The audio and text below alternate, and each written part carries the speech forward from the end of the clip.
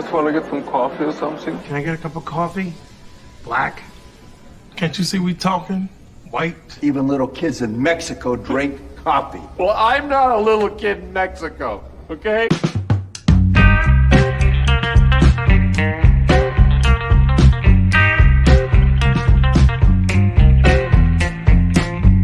That is the best coffee I've ever tasted. A damn fine cup of coffee. You want a cup of coffee? No coffee.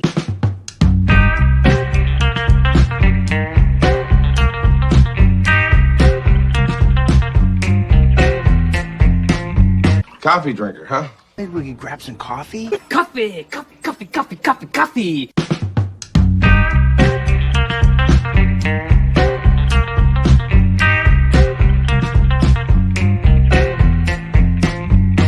God damn, Jimmy. That's some serious gourmet shit.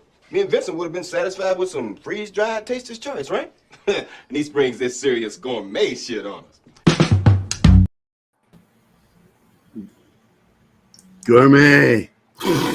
Welcome to the show that lasts as long as my coffee. I want to welcome all of you to another shitty Monday. And I'm reminded of that, what is it, Boomtown Rats song, I Hate Mondays, which was based on the true story of that teacher who started blasting in her class back in the 70s, and a reporter asked her as she's being handcuffed and being escorted to the vehicle, "Why'd you do it?" And said, "I hate Mondays." So, good morning, everybody. Yeah, we're starting off with a dark mood with talking about murdering kids. Yeah, that's got to be a positive way to start a show. But I'll take it in another direction and say that I'm letting Keith sleep in. So I'm like, I could call him and get him to come on the show, but you know what? That man deserves some rest. So I guess Keith is not hating Mondays because he gets. I need him. I need him wide awake for Fridays. Yeah. So I'm going to let him sleep in as much as possible because he's got Fridays now. It's morning coffee with Keith, and I'm happy because that gives me more time to work on the afternoon show. I got Friday off, and look what happened. I got a great guest. Of course, the audio was all fucked up, but we'll figure it out because he's supposed to be on again this Wednesday.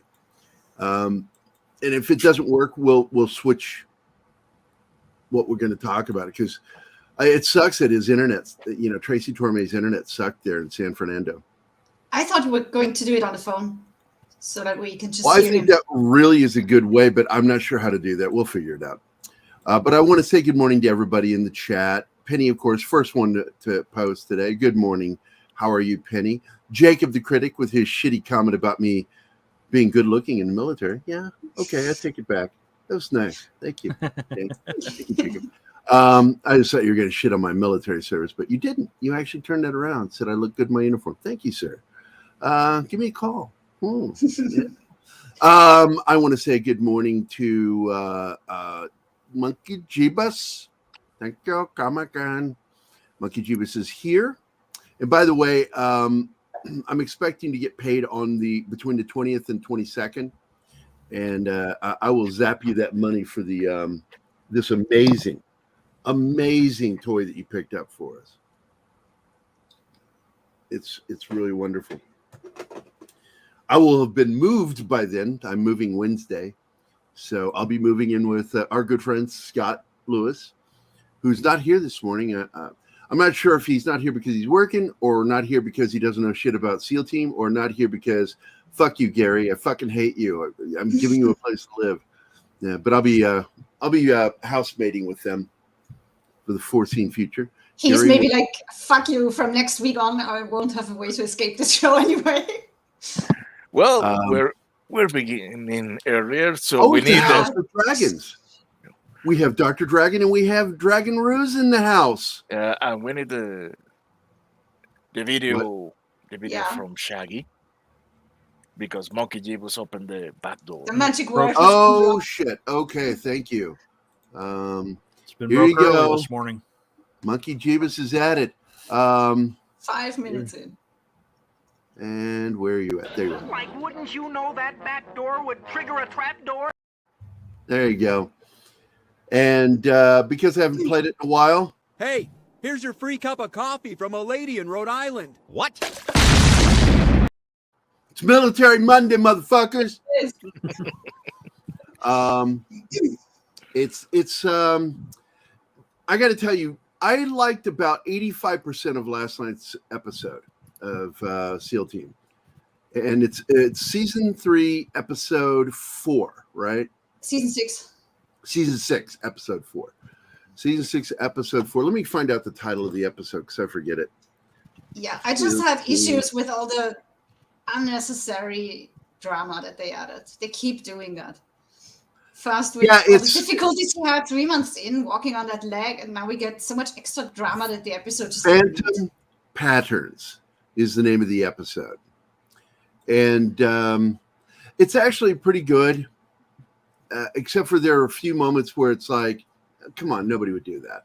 I think the only moment that felt real for drama was that screw up moment where he puts his crutches, leaves his crutches on the other side of the room from him, takes his leg off.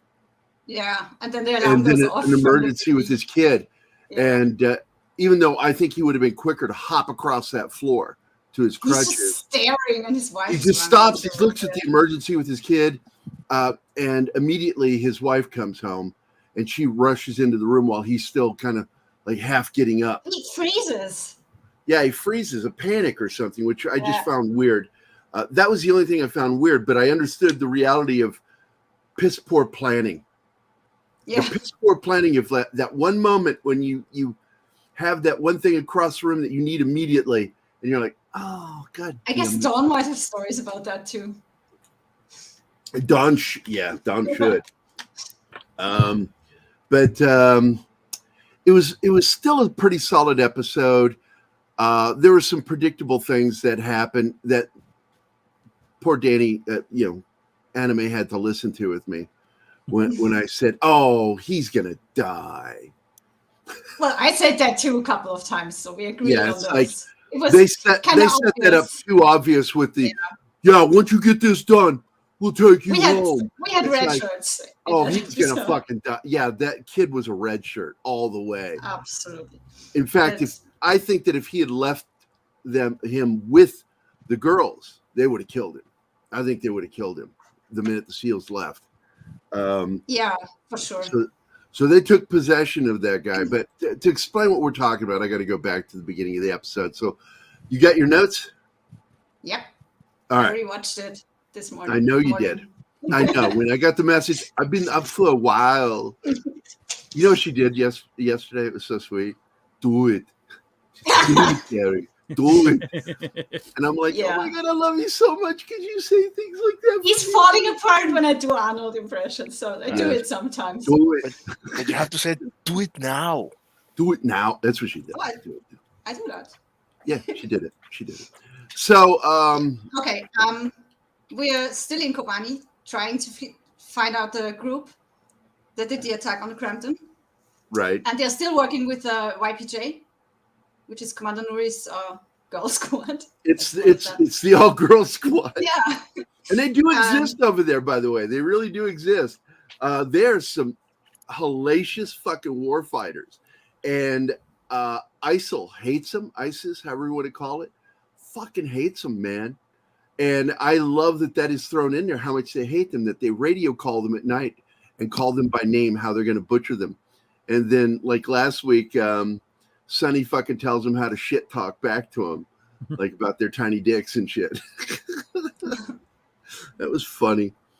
But the mortar attack was not funny because now SEAL Team, they know SEAL Team's there and they're targeting them.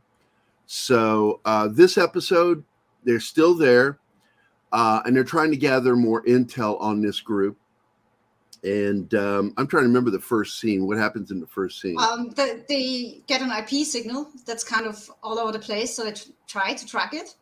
So they go out and send up a drone, and they see action. There's a fight going on. You can also hear the shots in the background. And it's 3 groups fighting. So they know one group is ISIS. they find out that another group is Al-Sham, a bit later in the episode, and there's a third unidentified group. So they kind of have 3 suspects now. Yeah, this should be interesting. And then, of course, the other part of the story, we split off because, Clay isn't with the team anymore, and we get to finally see him doing training with Green Team. Yeah. And I thought it was good. It was good. He's going hard at them. Oh, he was just fucking smoking. Being an asshole. And yelling shit, and then all of a sudden one of the guys calls him out about, because he has the record for that course. He holds the record for that course. And one guy kind of calls him out and then goes, sorry, man, I shouldn't have called you out like that. But he already responded to him. Give me a month and I'll smoke your ass. You look like shit. But the guy called him out then. And then some reason that stuck in his head, Clay's head. And so his story arc for the episode is him feeling less than what he used to be. Yeah, well, he's bragging about his records and nobody's going to break them, and they kind of trigger him. So he tries to jump up and do pull-ups, and that doesn't go well, in front of everybody. Now, and that's where I call bullshit. If he was going to do that, he would have done that alone. Nobody around. Because he doesn't know if he can do it. And so he would not want to humiliate himself in front of the team. And it's what he did. I consider that bad writing. Yeah. That's bad writing. And I've known a lot of these guys.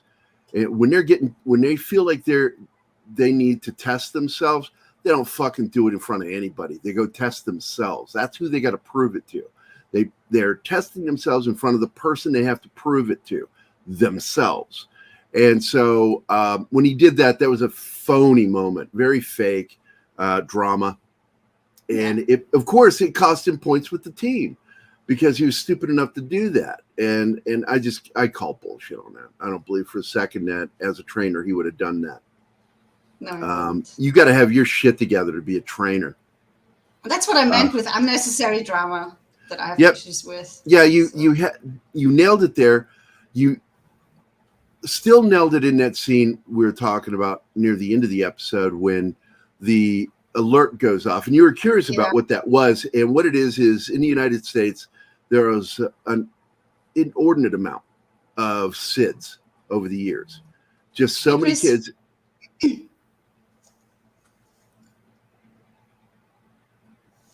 Yeah, I don't really have much of a problem with Werewolf by Night. I mean, the writing is not great. It's not. I would say that it's average. It's got a few problems. My main problem was that I didn't understand that was Elsa, because she doesn't look like Elsa, anything like her. Elsa was originally blonde, and then later she became a ginger. I think that was in the 80s, but in the 70s, all the way up through at least, I think, 76, 77, she was blonde. And then somewhere along the line, they changed to a ginger. Now, all of a sudden on the show, she's a dark-eyed brunette.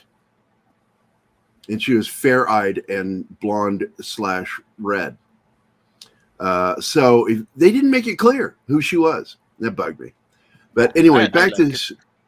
Yeah, it was okay. I'm like, this isn't something I'm going to write home about. If I was deployed somewhere and I got to watch it, I'd be talking more about the shit my buddies were doing. I wouldn't even mention it in a letter back home because I didn't think it was that good. I think it was good. I think it's the best that Marvel Disney Plus has done. Well, as I said, just remember the people that are in charge for Phase 5 are the same assholes that were in charge for Phase 4. If you get excited, like I was kind of poking fun at Mikey Sutton in one of my posts. I said, yeah, there were problems with this episode, because I think because the magazine is growing, he's trying to be more diplomatic when he does his reviews and stuff, because he needs to always have access. So I'm not going to give him too much shit about it, but he'll say something nice about something that I thought was garbage. And I'll go, what? Did we see the same thing? Like when he was talking about, what was it he was talking about? I can't even remember. He was talking about one of the shows, and it was She-Hulk saying, this reminds me of, this run of. I said, I read that run. did we read the same comic? This doesn't remind me of it at all. Half the time I'm wondering if he's being sarcastic. I don't know with Mikey. That could be true. He could absolutely be writing with his tongue in his cheek, I don't know. But I'm just flabbergasted when he says some of the nice things he says. I'm like, what? But I love Mikey. Mikey is on top of things. He knows shit that just blows me away sometimes. And he really does know his comics. People, that's why Lords of the Long Box likes him so much, because Tim and he have a lot in common, because they really can get into the minutia of comics. So, but anyway, you don't even need Bill to derail you today. I just said anyway to go back. Okay. Look, I started to go back previously, if you caught it. Yeah. And then Martin said something, so I could, or was it John? John might have said something. John said something, and I responded to that, and I said, well, anyway, and then you jump on me. It's like you don't know me at all. No. Anyway, back to the SEAL Team 6, or SEAL Team. So we covered Clay's storyline. Do you want to go? Clay's storyline is just a very simple arc, yeah. And I had to explain to you about SIDS, and that's what the monitor is about, is to make sure that their baby doesn't stop breathing. And apparently that happens. The alert goes off saying that it stopped breathing, and he looks up and he sees his crutches. And I think if they cut the scene better, it wouldn't have seemed so weird or off-putting, because he stood there for just an inordinate amount of time that made no sense. Like, why are you standing there that long? He wasn't even standing, he was sitting. He didn't even get up. Yeah, he was still, his hands were on the sofa. Yeah. And he's frozen in that getting up position. And then his wife comes in and he looks at her and she's looking at the phone and then rushes into the bedroom. And at that point, he should have been standing up on one leg. Yeah. You're prepared to smoke it? All right, buddy. We'll do it. We'll do it. Well, and his wife is like, it's all okay. It's false alarm. And he was like, I had it under control. Well, there's something. Chris, why don't you do Tuesdays? You're energetic. If you can do Tuesdays, you can have Tuesdays. Morning coffee with Chris. Answer that, motherfucker. You want to smoke that show? I'll smoke you, motherfucker. Good morning, Six. How are you doing? Good morning, Marcus. How are you? Who else dropped in while I was we got talking? 3 dragons. Yeah, we now have 3 dragons in the house. What's the third one? I'm looking. Dragon Bricks. Dragon Bricks is here. Good morning. It is a true house of dragons. So I hope all 3 of you are there for our Thursday show, because it's House of the Dragon Day, or Fantasy Day. Hashtag House of the Dragon. But Chris, answer my question. Bill Barkley, hello. So it's what is it? You're 6 hours ahead, so it's about 3 o'clock in the afternoon, I guess. 3-4 o'clock in Scotland. It's 4:30 in Scotland. Yeah, there we go. So good day, mate. I did Australian instead of Scottish. It's funny. I do not watch House of the Dragon. Oh, well, you're not a very good dragon then. That's okay. We do. And we talk about it on Thursdays. Devil Flyer Momentum is here too. And let's make sure I didn't miss anybody. Joe is here. Joe's Atmosphere. Good morning. Alex Moore. Joe. 6 is here. And I did. I said that was the first person I said good morning to. I said good morning, 6. John, stay with it, man. He's still asleep. He's doing a Keith here. Wake up. Yeah, he's doing a Keith thing where he zones out. I want to do fantasy voiceovers where I catch somebody zoning out, or Keith like dreaming, and then I'll like play an audio. Like, oh, really later. I'm with a naked woman now. Some shit like that. So, me embarrass my friends? No way. I would never do that. I would never fuck with my friends. No. I have dick-faced people who fell asleep at my parties. Mac and I love doing it. There was this one girl who kept passing out at our parties, and we dick-faced the shit out of her. like, and even drew a penis like right here, right next to her mouth. She got so mad and asked her boyfriend, who is a good friend of mine, Mike, would you please ask him to not do that? Mike goes, hey guys, man, look, man. He was a real hippie. He's like, dude, can you not do that to her? Oh, yeah, totally. And then Mac and I go, and then, of course, the next time we see her, we do it again when she passes out. And she got even madder. She wouldn't come back to our parties after that. I wonder why. It was no loss. It was no loss. Hey, Chris is answering your question. All right. Yeah, let's talk after the show, Chris. Join me and we can chat about it. Because I need someone for Tuesdays. Because I'm only doing shows Monday, Wednesday, and Thursday. And then our afternoon shows on Friday, and then the morning fun time on Saturday. So, and I'd like to keep a show every day. I don't want it to be me. Because I stretch too thin on stuff. Yeah, fat guy. Yeah, fuck you. Whoever made that joke, it was Six. Six made that joke. It was in her head. I know it was in her head. She thought about it. Stretched thin. I can shit on me better than any of you guys. See, you have to act like you like it. Then we get tired of doing it. Don't tell us you hate it or we will double down. It's funny. That was absolutely something discussed today. It was. There you go. Monkey gets it. So, did you read Joe's Atmospheres comment? No, I missed it. Where's it at? Don't be a pussy, John. Where did he say it? Take it easy on that Wolfen. That's what. Oh.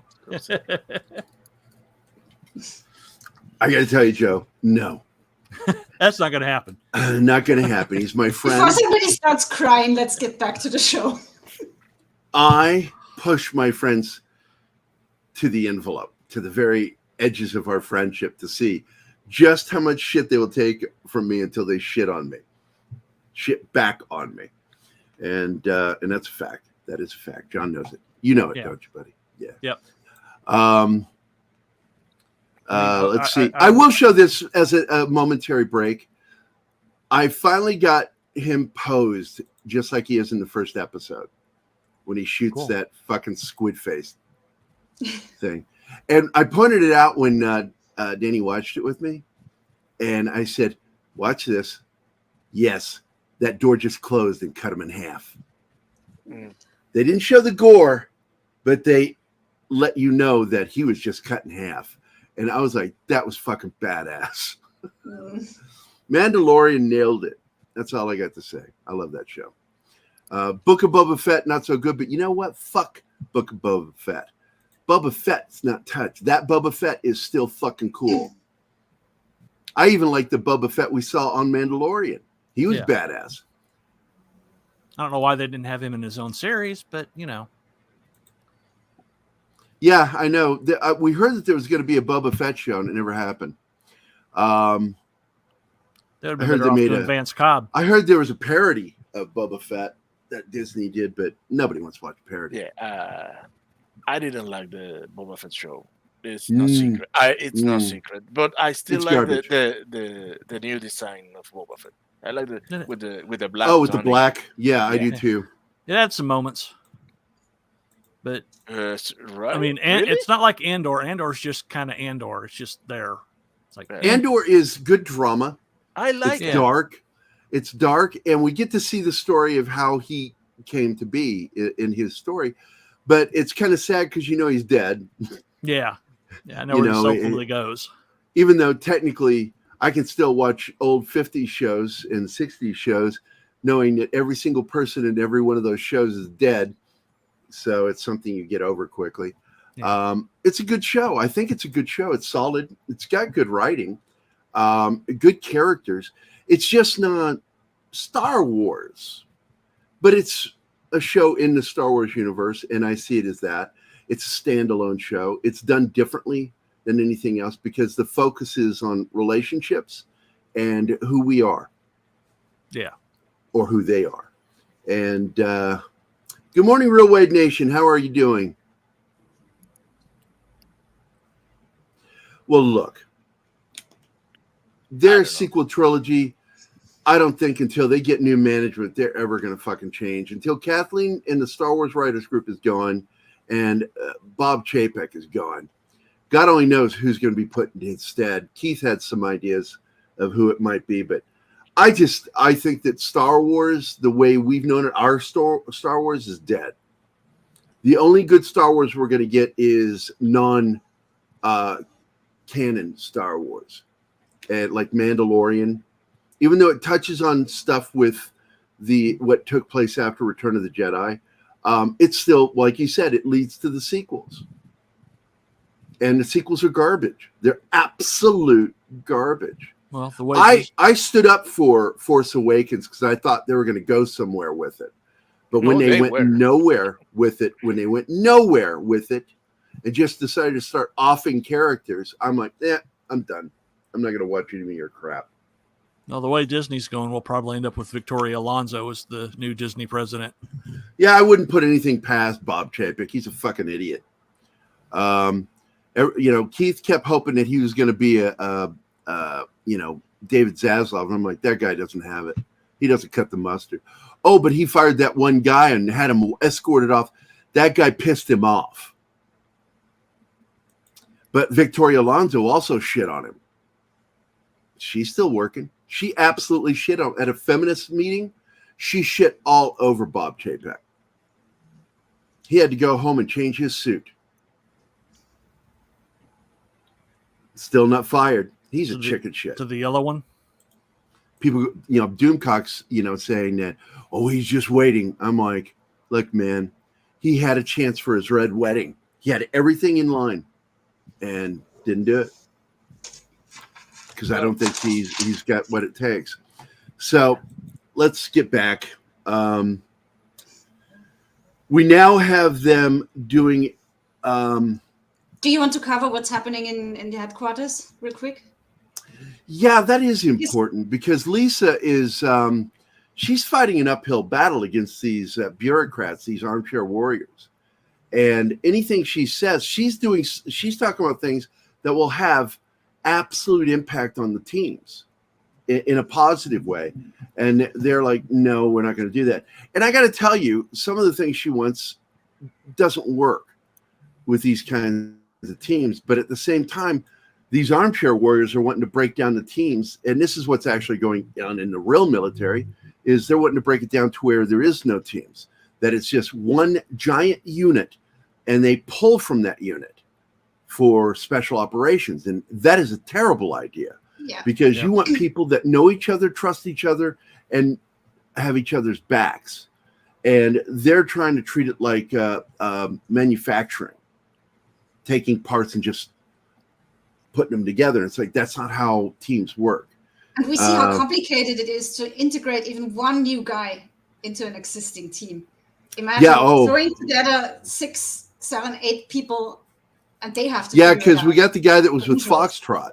He was with Team Foxtrot, Omar. And that team was Omar. He was that team got broken up, and he got Clay's position. And I think Omar's a snake. He's I think he is too. After what he said in the car, you do not speak to your senior commander in front of others that way. So basically, it seems like he's wanting to be part of the team. He's like, hey man, include me, bring me in. He's doing good work in this episode. Yeah, he does great stuff until that fucking moment, and he calls Jason out. And but Lisa's having this problem, and then the most senior person in charge of this committee, Stevens, female naval officer, asks her out for lunch, and she's like you said, she's like a little too happy to want to go do that, and it's like because there's some senior officer that's in charge of a committee I'm trying to convince of stuff, and it's not working, wants to have lunch with me. I know that it's going to be a breakdown lunch of what I'm doing wrong. And she goes into that. Picking that up. She didn't pick it up at all. And she shows up at that lunch, and all of a sudden that lady starts tearing her down a little bit and telling her, you know, you're beating a dead horse.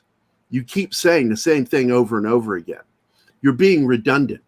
See, I was doing it. You're beating a dead horse, saying the same thing over and over again, being redundant. That was a joke. And but some people like don't catch it because I'm being so sincere. But the thing is it's ridiculous the way she's trying to work. And at the same time, I actually kind of agree with her, the officer, that she's really doing wrong. She's going about it wrong. She's not making any headway with anybody. And that one dude, that one armchair warrior, is just tearing her apart at every meeting and almost mocking her in the process.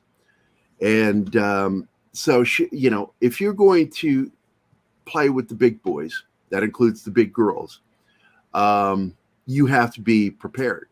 And I think that's really what that lunch ended up telling her, is that she's not prepared for what she's doing. But I didn't like the fact that officer was trying to take some of that away from her to take it on for herself, because I think she sees the value of what she's talking about. And I think she sees a way of selling it better and making it hers. Is that what you got? Yeah. I think she's She's trying to swoop in. Yeah. She's going to take that credit and save the teams, and she'll be sitting pretty. And she'll be held, and Lisa will be the one who actually came up with that idea and not get any credit for it. That's the way it works. And she's going to get, of course, dismayed by that, let down, heartbroken, crestfallen. I don't know how many other ways I can say it, but she will be very, very, very unhappy. And she'll question whether – I can already see the writing on the wall. Yeah, she's going to question if this is really what she wants to do. And someone will come in there, probably Eric will come in there and say, this is your thing. Stick to it. You know, and she'll go, okay. And that'll be like a great dramatic moment that, I don't know, some of the drama this season is the part that's the weakest, the interpersonal drama. Absolutely. The military stuff is good. And when they're in stuff in there and doing things.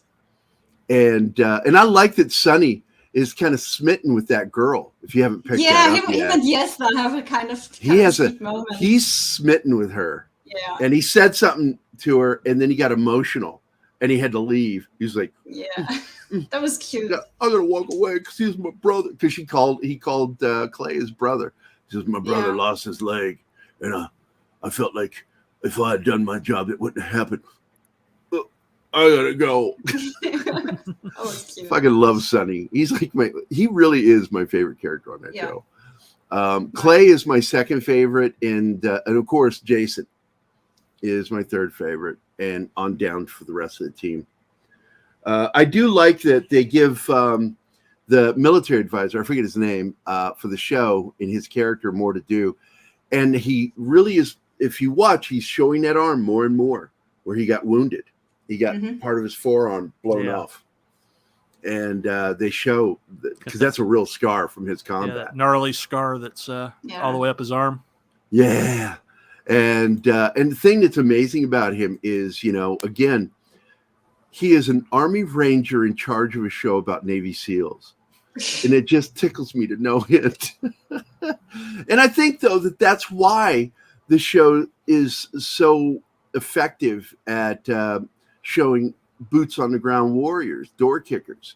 I think that it's more universal and less just Navy SEAL attitude, but more door kicker attitude. And so it's universally liked by so many members of the military community who are door kickers. What did Bill say?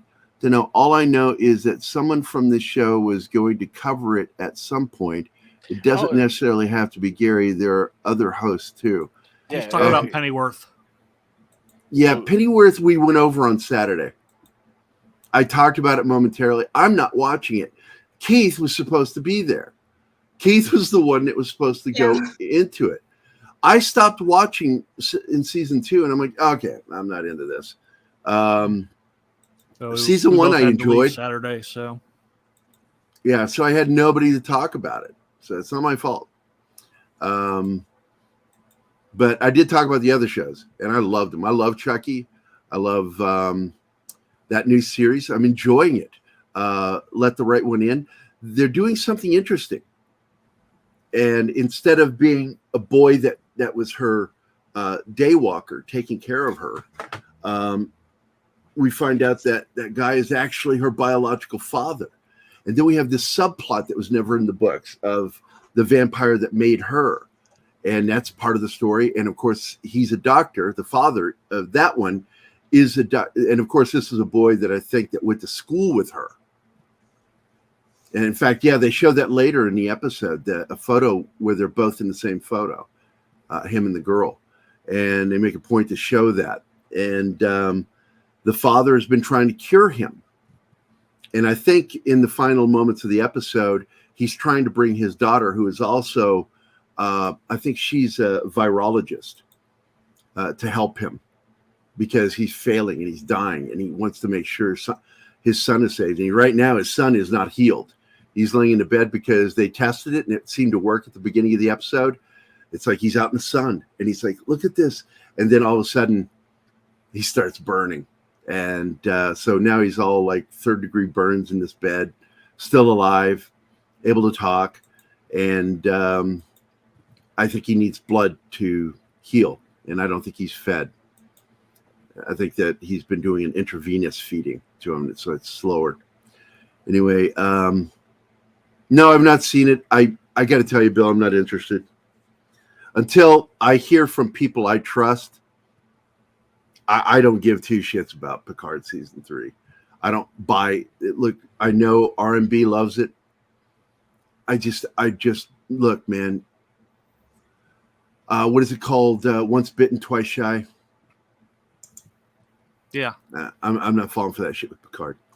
But getting back to it, we now have Lisa, because we're covering basically 3 stories in this, aren't we? We're covering Lisa's story, we're covering Clay's story, and then the team story. Yeah, the team story. And the team story. I'm most excited about. Yeah, because once again, and this episode, by the way, was directed by David Boreanaz, however you pronounce that fucker's name. I fucking love him. I don't know how to say his name. I've been watching that guy since the 90s. The 90s.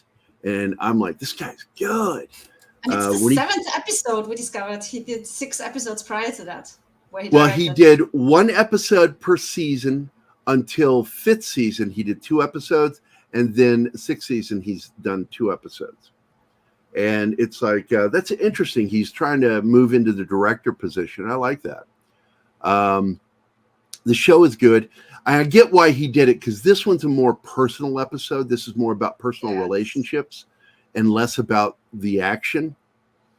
And even though there is some action in it, it's just nothing like the previous episodes.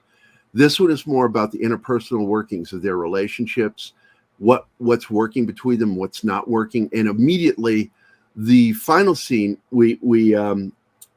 Omar is pissed that... You want to jump to the final scene already? There's no point of talking about too much about the middle. It's the outcome that's important, because they capture a supposed member of that ISIS or whatever that other team is that's been killing. No, it's not ISIS. It's Al-Sham. I just said one of the other teams. I can't remember their names. Listen to me, baby. Listen. That's why I'm taking notes. Yeah, I know. And you just like, let's jump over half the episode and go right to the ending. And I'm like, okay. So these people come in and they're wounded. And one of them is a member of that Al-Sham team that the girls are pissed at. He comes in with the next group of wounded. Yeah, next group of wounded. And they see him and they want to kill him. And the Jason's team is like, whoa, everybody chill out here. Let's chill out here. What's going on here? And they end up being able to use this guy for some intelligence. They get some intelligence from him, but he's low on the totem pole. But in the end, Jason figures out that they can probably get him if he goes back and gets close enough to the computer and tags, because I think he was like saying put a tag on the computer operator. Because they discovered that the IP signal they've been following has shown up very close to the house where the civilians are hiding. And so they shot 2 ISIS people that were going for the civilians. in the beginning. And then they leave 2 people outside when they go into the house with the civilians. And those 2 kill 2 other fighters that are not ISIS and cannot really be identified. And then they have, what's his name? Which character? Hamar, the one who ran away from Al-Sham. So they have phones of all 3 groups close to that building, which makes all 3 of them suspects again. And by that time, they know that the 3rd group are the Chechens.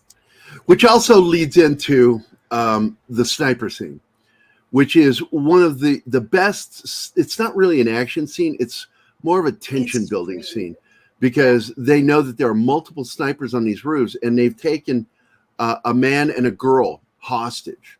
And those snipers are Al-Sham. Yeah, Al-Sham. And so they've got this old man, he's wounded, injured, and the girl, he's tied to a chair in the middle of the square, and they have this girl who's tied to him, they're using them as bait. And they're using them as bait. It's a typical thing we've seen with the terrorist organizations, is that they do damage and then they sit and wait for rescuers to come, and then they set off more explosives or do like this, have a fishbowl, and they're just going to shoot down into the fishbowl. So Sonny and Omar catch this, and they've got cover, so they're trying to figure out where each one of the snipers is, and they figure out most of them, but there's one that's upstairs with them. So he's like, you go do your thing, Sonny, and I'm going to go up here and deal with this. And we never get to see Omar do it.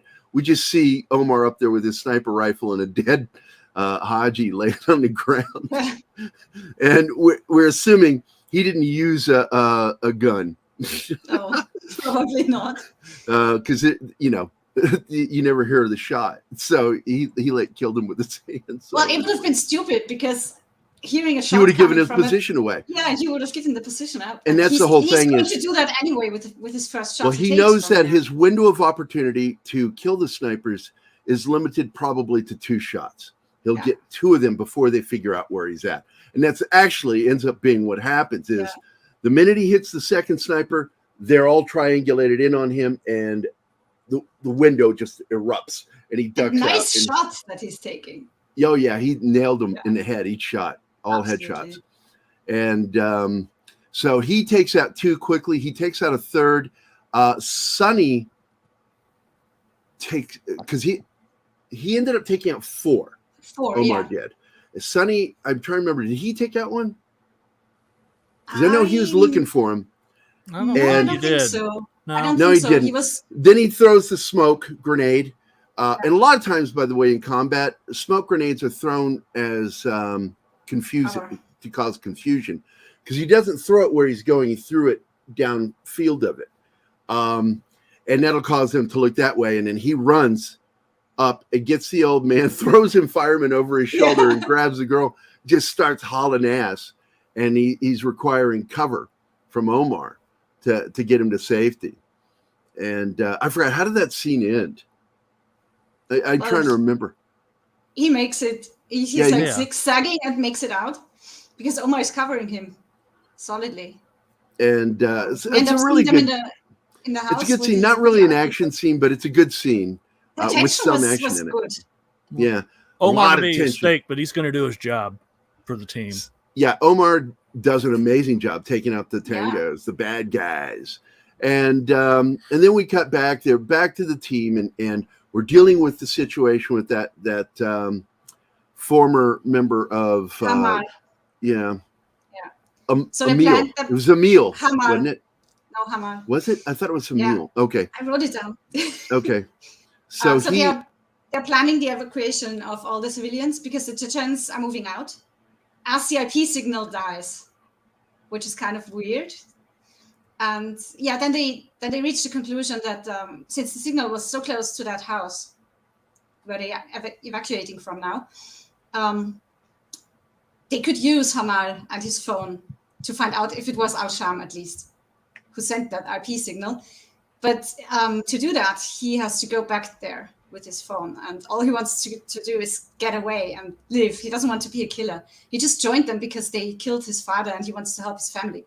And once he realized they are really bad guys, he just wanted to get away. and one of his friends tried and got shot in the head.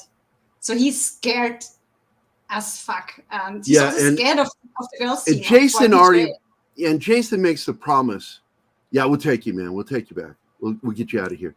Yeah. But then Jason kind of reneges on that deal because he realizes that they could get some intel on this IP, on what's going on, by tagging the guy that's doing it, as well as gathering intel on that device. He had to be within so many feet of the computer. And finally, they throw the drone back up again, and they're using it's thermal is really what it is. It's not night vision. FLIR. FLIR, but it's not the color one. It's the white. No. Yeah. Yeah. So FLIR is color. Yeah, FLIR is color. Yeah. So they basically make him earn his way to freedom. Yeah. So instead of keeping his word and just giving him his freedom for helping him with what little bit he had, they talk him into going back, and Omar gets really pissed about this. You know, they're just going to kill him, and we all know he starts shit talking. And in front of everybody, he starts shit talking Jason. And just like in that scene in the one where the guy deals with the IEDs, that movie. It's Hawkeye. Yeah. I can't think of his name. The actor that plays Hawkeye. Jeremy Renner. Yeah, he plays this IED specialist, and he walks in and starts talking smack in front of others with his senior NCO. And it's like every single vet that I watched that with, because I was watching it with other fellow vets, it's like, I would have smoked his ass. He did that. This is bullshit. Nobody fucking does that. Nobody talks that way to a senior officer or NCO ever. And it's sort of that moment here. You've got a tier one operator breaking rank and talking smack to his senior officer in front of the team. Yeah. And that is not just unheard of. It doesn't happen. Yeah. If it did happen, you would get smoked on the spot. Now, I'm not saying that he would have dropped and made him do push-ups, but he probably would have knocked the shit out of him for doing it. It's like, where's your military bearing, motherfucker? You forget yourself? Because he has a right to question what Jason's doing, but not the way he did it. And I actually put this on the writers. This was just bad writing, because they should know better than to write stuff like that. Having a subordinate of Jason talk shit to him in front of everybody and him not smoking. Both of us kind of angry. I got so angry. I'm like, you don't fucking do that. You know, so they're in the vehicle and they get the thermal and they're watching the scene, and he makes it in and out of all the three houses. He walks, just as he's turning to leave to walk out, you see another guy walk out behind him and put a bullet in his head. Yeah. And you watch it, he's watching it live. And of course he looks at that and then looks up, and Omar is giving him the stink eye. Yeah. I told you. Well, the whole audience fucking knew it was going to happen. Yeah. That was an obvious red shirt. And then they start driving away, and Omar is just giving him the told you so talk. And it was just like, no, that doesn't happen. They're in a vehicle, enclosed vehicle with other team members, and he starts doing it.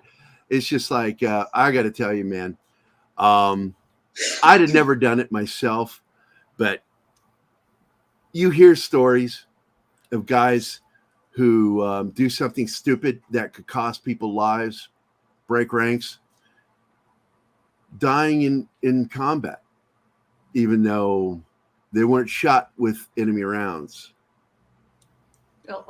Because I threatened a guy. I threatened a guy once.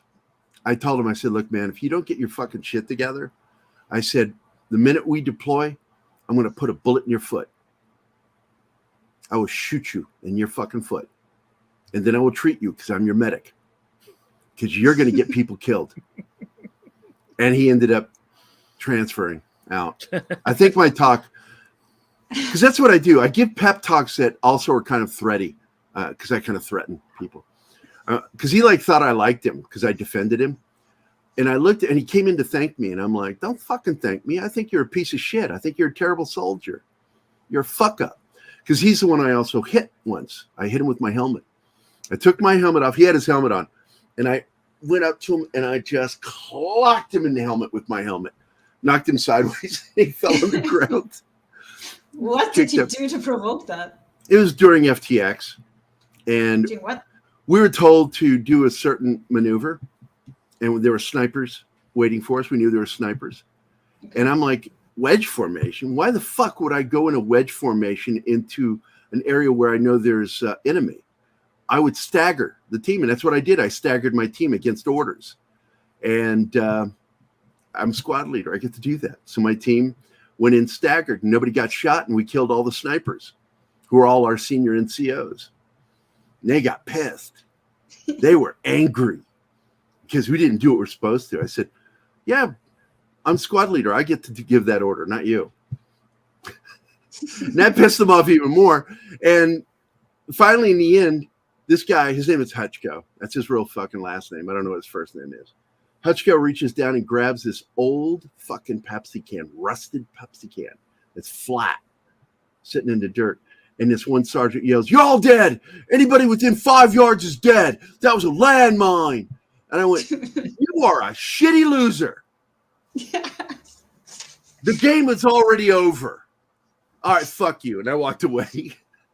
My sergeant was like laughing because he's like, Gary's like getting agitated with these sergeants. You cheating sons of bitches. I did. I called them that. You cheating sons of bitches. They just laughed about it. We won. We won. You lost. You're an idiot. And that's when I turned around and I hit him with the fucking helmet. Don't pick up things on the ground. Because that's a move that will get you killed in the field. Because, I mean, they even show that in the book. It's in the book, Short Timers, and it's in the movie, Full Metal Jacket. The guy picks up the teddy bear. Boom. And it's booby trap. You know, and there are always dumb motherfuckers. Always. Not thinking out in the field. And that, I believe, whenever you show that, that's not fake drama. That's real shit. But you'll get less of that. The more well-trained they are, the less likely of being stupid. Because they weed out stupid people for Navy SEALs. They weed out the weakest links. Yeah, well, they better. They want somebody not only physically capable of doing the job, but somebody who is mentally capable of doing the job. With all this shit being done to you, it's kind of like torture. And you're still holding your shit together. That's what Tier 1 operators are made of. The guys who are being fucked with during training in a way that you've never seen before. And still keeping their shit together. Yeah, SEALs have to be the best of the best. Speaking of SEALs, there was one more funny scene that I just wanted to mention because it was so funny. Clay is with his wife and she tells him that her parents want to invite them on a cruise to celebrate their anniversary. Wedding anniversary. And Clay looks at her and is like, "Honey, putting a Marine on a boat is not a vacation." And I laughed at that because she's totally excited about that. And he's just like, "Honey, I'm a SEAL. That's not a vacation for me." Yeah, I could do that anytime. But that was funny. Still, no matter what, I think the minimal problems they're having are things that I can get past because I still enjoy the episode. 85% of the episode was outstanding. 15% of it was crap. Bad writing. Well, just bad writing. Yeah, well, it's because pretty much everybody in there's a good actor. And they play their part well. Everybody plays their part well. And I'm hoping that, what's her name comes well, Michael Pere's daughter. That's Jason's girlfriend. I hope she comes back. I feel like that was a convenience thing of writing her out this season so we can focus more on Jason and not their relationship. And I don't know. That annoyed me just a little bit that they did that, but I understand that there was a good point to be made, which is he really does need to stand on his own two legs. And that's the point they make is like, you've got this. She says that to him, "You've got this."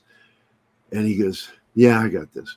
And even though he don't got this, it's like, it's still fucking with him. Every single movie, part of the drama with him is over the shit going on with him, that he's lying to the Navy, getting breacher syndrome, getting treatment for his breacher syndrome. That's not proved. And he's missing out on it now that they deployed. So. Yeah, getting the treatment by itself is enough to get him kicked out of the military. Lying to the Navy about his treatments and his condition, another reason for him to get kicked out of the Navy. So he's got two things going on. He's trying to hide shit from the organization that he supposedly takes so much pride in serving. And right? from Bravo 2. Yeah. And he's keeping it from, Omar. Because he's afraid Omar is going to spot it. His team is helping hide his condition. Yeah. But they're not going to be able to protect him all the time. It's going to show up. And I bet you that's what this phony fucking, breaking ranks, talking shit to your senior officer is going to lead to. I guarantee you it's going to lead to this. Yeah, it could be. I mean, he's missing. I think it's just bad writing. It's just bad writing. Treatments now, though. So, although he says he's missed one so far and afraid going to miss more because stuff is going kind of slow. But he tells Sonny that because Sonny kind of tries to do what Clay always did and care for him and keep him safe. And he tells him, no, it's okay. My symptoms are under control and I'm doing my brain exercises. And so. Yeah, I'm wondering. Well, I'm hoping he is. He's trying to keep it together, even though he's missing out on the treatments now. Because, the rumor is that this could be the final season. I'm hoping not, because their numbers are good. And why would Paramount cut the throat of one of their top earners? This show brings in a huge audience. Yeah, that would be stupid. It's insanity because Star Trek didn't do it. Star Trek's failing. That's why the head of Paramount took that shot at Alex Kurtzman. He says, you do it, and I'll run a full audit all the way back to 2009 on all of Star Trek. So I think he shut Alex Kurtzman down because we haven't heard anything else.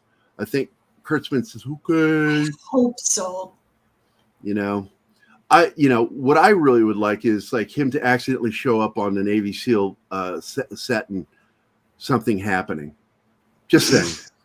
I don't wish harm on anyone, but you can interpret what I mean by something happening. Maybe he can get Alex Baldwin in a movie. Oh, Alec Baldwin. He is so fucked right now. That dude, look, again, and I stand corrected. Don was right, and whoever else it was that said something about it was right. I actually got a mix. Was it you? Yeah. Was that you? Okay, it was you. The difference between single action and double action. Yeah, and his pistol was a single action, which you have to pull the hammer back on. Yep.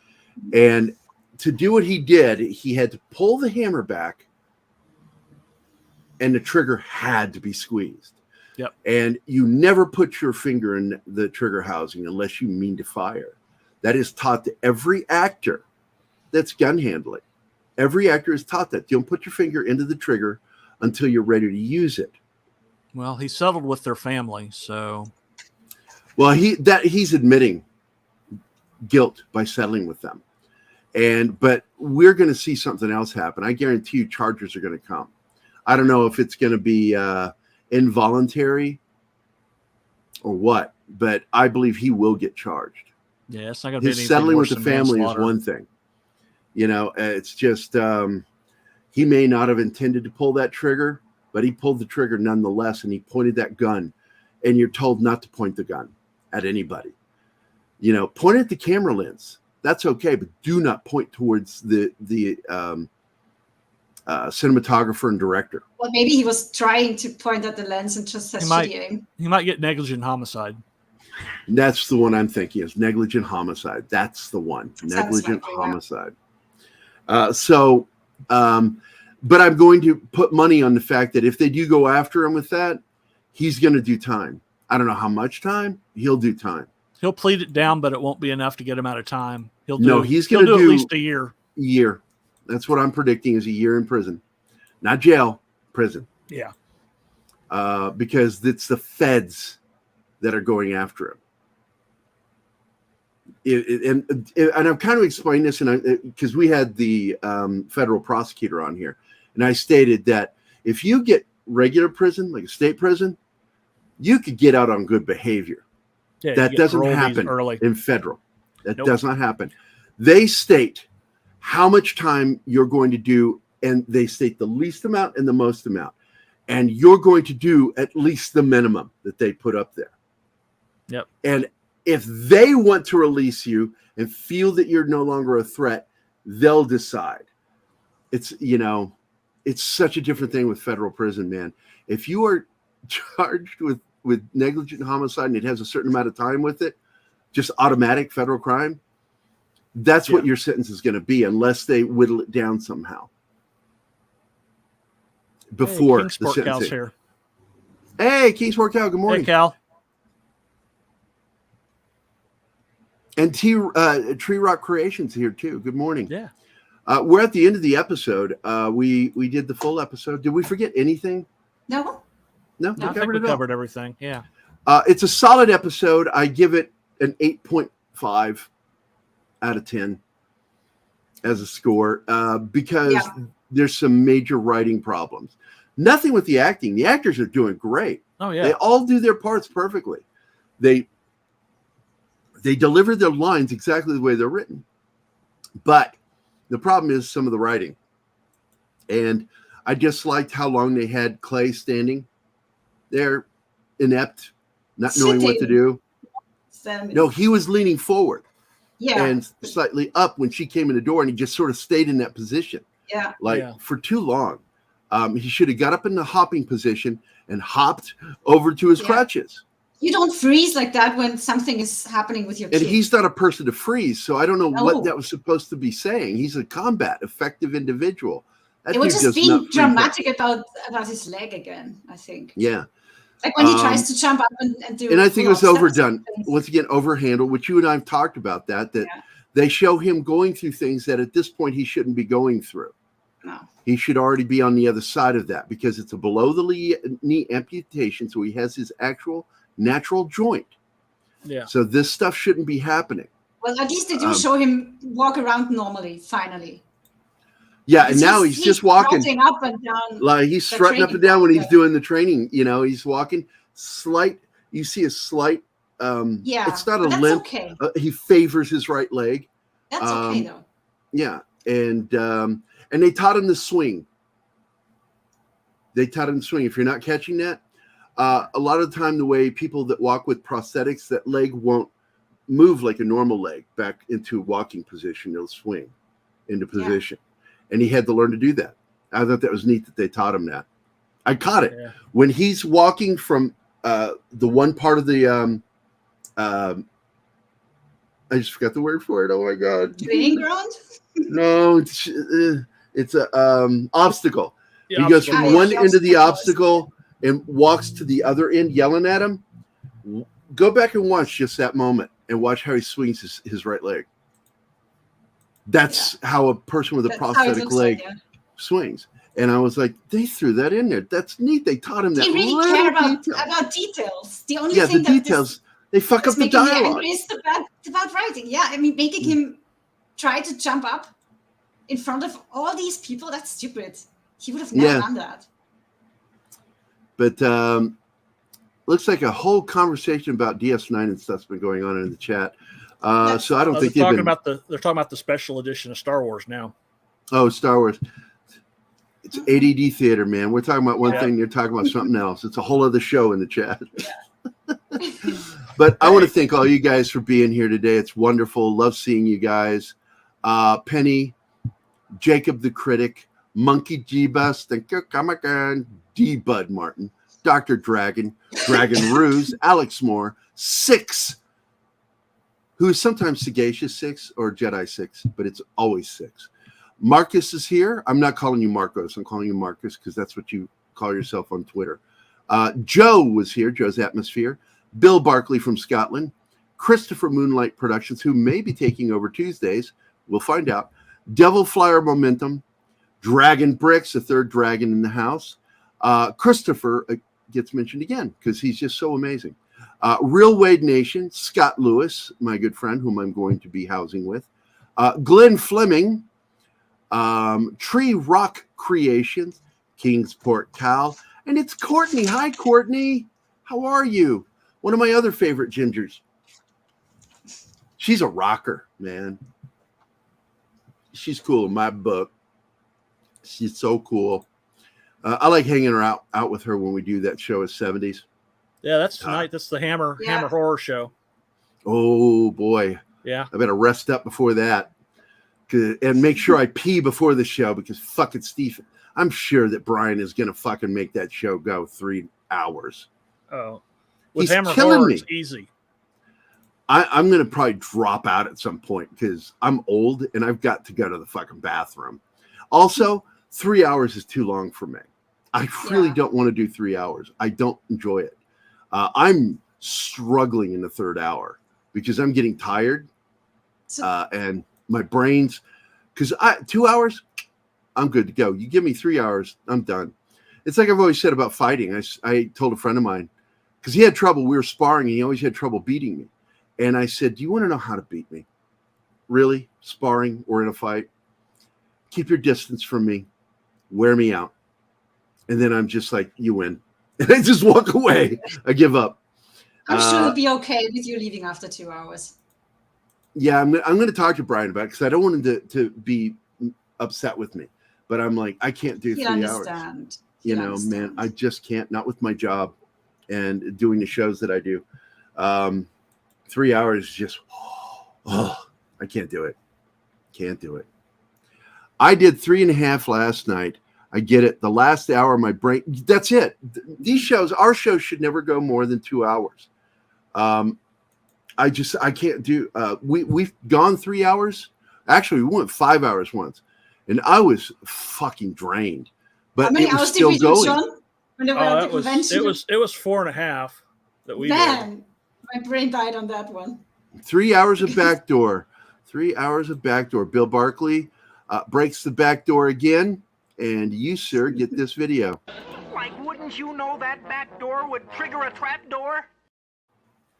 And you know what? Fuck it. I'm going to show one more backdoor video. Let me share screen. Oh, wait. No, I got to cancel. I got to share video. That's right. Video. Go to my videos. And where is it?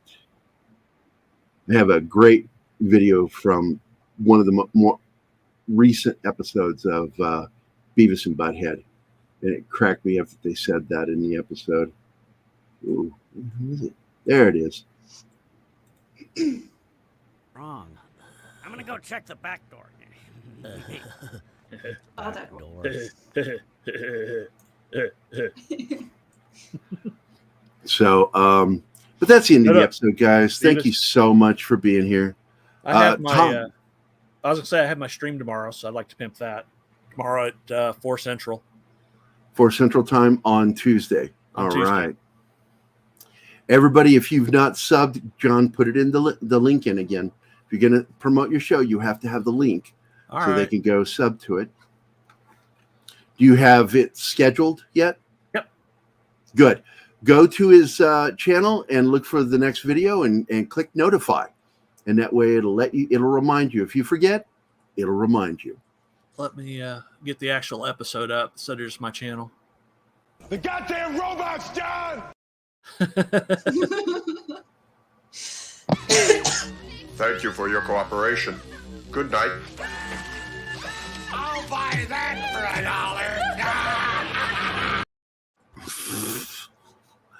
$1. I will tell you something. If you watch that scene in 4K, when he walks in, the criminal walks in, he goes past the comics rack. You can see the title of every comic, and it's great. That was clearly put there by somebody who loves comic books. Yeah. Because they weren't all from the same year. They were from different years. And even the Spidey one was good. There you go. There you go, guys. Click on that. Go to his channel and click notify on the next episode for tomorrow. And that way you'll get notification for John's show tomorrow afternoon. What's the show about tomorrow?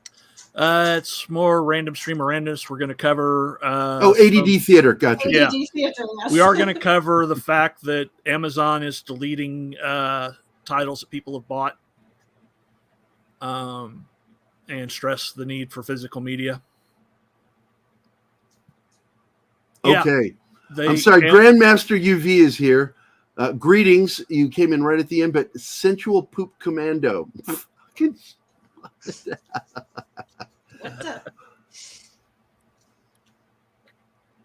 It's Courtney.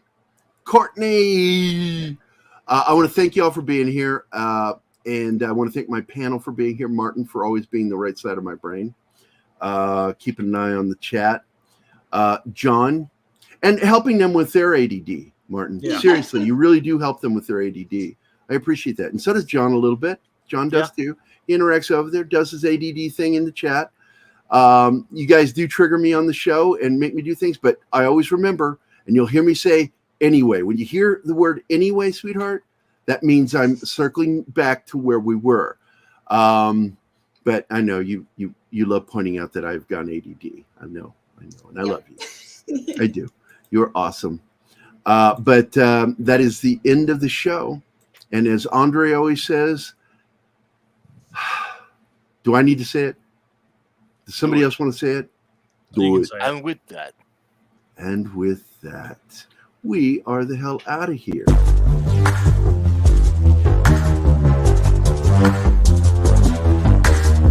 Get up on the lawns.